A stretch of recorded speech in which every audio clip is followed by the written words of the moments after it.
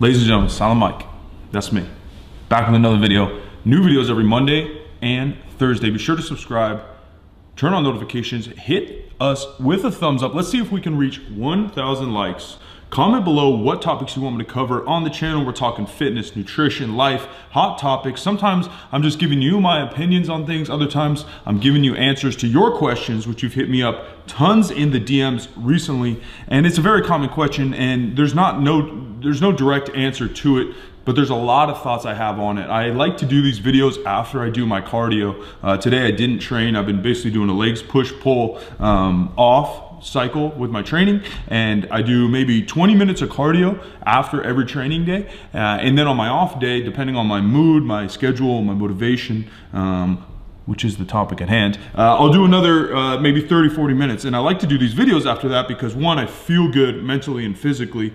Two, it gives me time. I just do kind of steady state, moderate cardio. So sometimes I'm on the stair stepper pushing it, but I'm not sprinting. And other times I'm doing a walk or a jog or a bike or a little elliptical deal where I'm breathing pretty heavy. But I'm going hard enough to really sweat and breathe, but I'm not going too hard where I'm all out force and I can't think, because I use that time to think of these videos, to think of my life, to organize myself. And so the most common question I've probably received in 7 years doing YouTube, podcast, Instagram, Twitch, all those things is, Mike, how do you stay motivated? How do you go to the gym when you don't want to? How do you stay motivated for so long going to the gym, with business, with work, with relationships, whatever it might be? Because motivation is not just with the gym. When we talk about motivation, people often think about negative things. You've got to try and find a motivation to lose weight. Because you can't lose weight. You got to try and find motivation to do your chores, because you don't want to do those. Find motivation to do your homework, because that's something you don't want to do. The actual definition of motivation, it's a noun, and it's the reason or reasons one has for acting or behaving in a particular manner. And when you think about motivation that way, it's so correct and it's so self-explanatory. But when we think about a motivation, I think when people in the world think about motivation, finding motivation, like it's something we have to listen to a loud Eminem song or watch the biggest deadlift ever on YouTube to get all fired up. We think about all this emotion and going crazy and just automatically wanting to go do something. Now, motivation doesn't mean that you must want to go do something. And for me, it always starts with big picture goals and what really drives me day in and day out, what I feel fulfills me as a human, and what I think I can give to the world with my gifts. And all that starts with self-awareness. So you guys know me. If you've known me, watched me for any extended time, I'm the opposite. I hate motivation life guru guys that are telling you who to be, how to be, and a bunch of rah-rah speeches, because I think that's so fleeting and I think it's so fake. But I'm trying to put what I think about when I meditate, do cardio, how I organize my life, my business, my content, my personal relationships, how I line those up, and I'm just trying to explain to you how I figure out my motivation or my discipline. And the reasons for acting or behaving a particular way for me is all based on what I want to do. And I have a tier of how many goals and what goals run my life, and then what goals run each system, right? So in my system, I have kind of family and friends, personal. I have fitness and my fitness goals, and then I have my work and my business goals. And within each of those, fitness, life, and business, I try to find things that make me happy. And that sounds kind of selfish. Well, like, oh, well, your family and your friendships, like, shouldn't that be about family and friendships? It should, but I'm not going to be a good family member, friend, boyfriend, whatever, if I'm not happy in those relationships. And same with business. Like, oh, well, shouldn't your business provide a service to the world and help people? It should. I definitely believe in it should. And for me to feel fulfilled, it should. But I need to feel fulfilled, and I need to feel good about that situation. And same with my fitness. I can't do my fitness for you. I can't get shredded six-pack because the internet told me to. I can't get a shredded six-pack for Instagram likes. I have to get a shredded six-pack because it fulfills me, or whatever the case may be. Deadlift 700, squat 500, whatever your goals are. Get faster, get stronger, etc. So for me, the overall broad picture is always take care of my mom, take care of myself, take care of those around me. Everything I do in life is trying to do that. Beyond that, step number 2 for my ultimate goals is always put a smile on as many faces as I can, teach and entertain as many people as I can in this world I've been through dark times. You've been through dark times. We all go through different dark times. We all are affected differently by different things in life, and we all have different paths in life, but we all go through really dark times. And I've been through some dark times in my teenage years, in my early 20s, some dark thoughts, some obsessive thoughts. And if I can help somebody smile, find a hobby, find some fun, either on the internet, podcast, Twitch, whatever it is that I'm doing, maybe smile or be entertained for a little bit just to get out of that dark spot, or hopefully shed some light on some happier, better things in life, then I'm gonna continue to do what I do, and I'm gonna continue to push.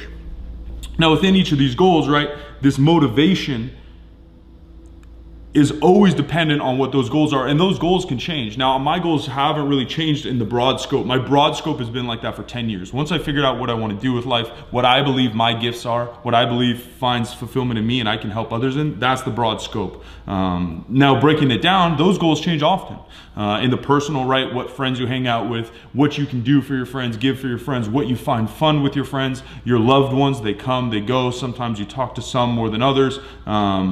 Girlfriends, boyfriends, all those things are constantly moving. So maybe the goals are different. Oh, I want to communicate more with this person. I want to hang out more with this person. I want to find new friends. I want to spend more time alone. All that personal things, those can change. And so the motivation, the reasons behind it can also change because it's based on that goal. And then same with fitness. You know, I had a lot of fitness goals my entire life, trying to become the best basketball player I can. I played a little bit of college, a little semi-pro. And then once that career kind of ended, my goals switched and I turned into more of a powerlifting. Even though I competed every year, and I still have competed almost every single year for the last 7-8 years, my goals were just to get stronger.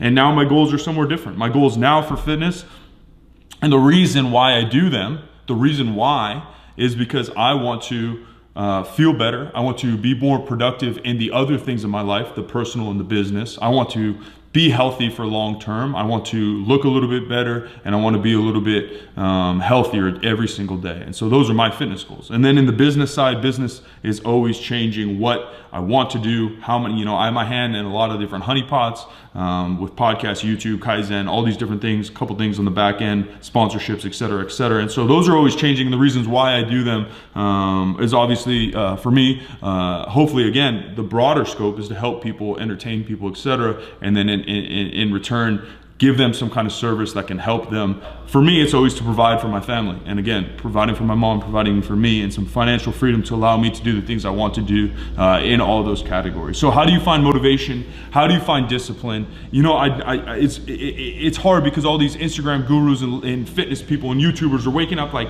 man, I can't wait to hit chest day, you-wee. But that's a very small percentage of the world, I think, that gets so excited about that day in and day out. We're all gonna have our bad days. We're all gonna have our good days. Yes, there's plenty of days that I do want to go work out. I'm excited to go, you know, hit some chin-ups or whatever it might be, squat a little bit heavy. But I've literally been through months, weeks and months of going through stages where I just don't want to work out. But what allows me to do that, again, are these overarching goals and then the goals within these categories. And I'm not that life guru that tells you, oh, you need to write everything down and you need to plan and you need to this. I'm not that guy. I'm not that organized of a person. That's not how my brain works. You have to find the way that your brain works and what keeps you motivated, what keeps you going at it day in and day out. And these goals, they can be short-term goals, but if you're gonna ever try to make progress in anything, we have to get these long-term goals.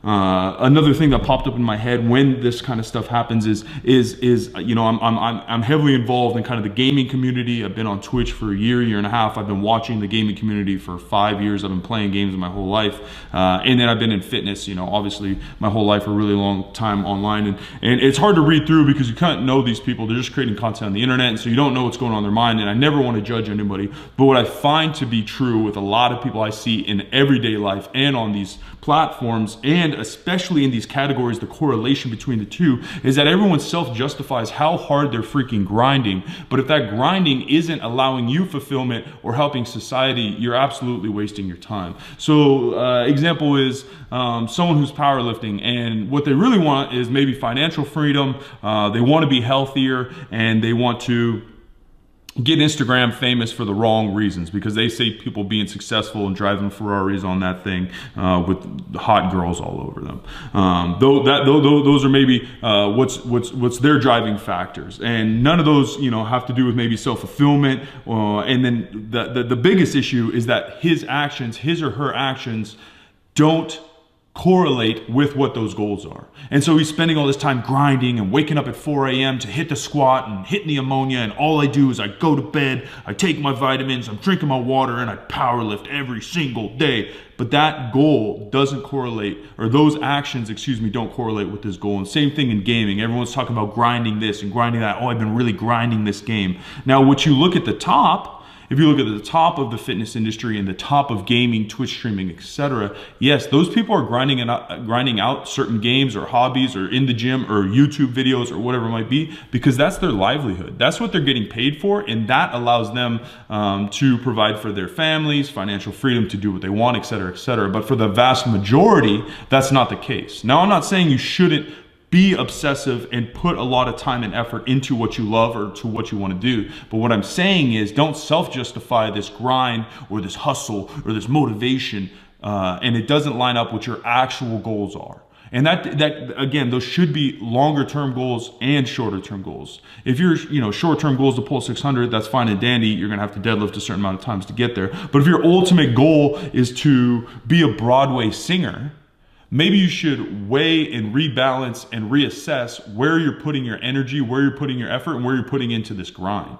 Not saying this grind's always going to pay out, right? We have a saying, sacrifice the unknown. We have to do a certain amount of work. We don't know the outcome, but we have to put in that certain amount of work for us to have the best chance to succeed at this outcome. But just make sure that your efforts, where you're putting your energy, who you're putting your energy to, lines up with where your goals are short-term and long-term.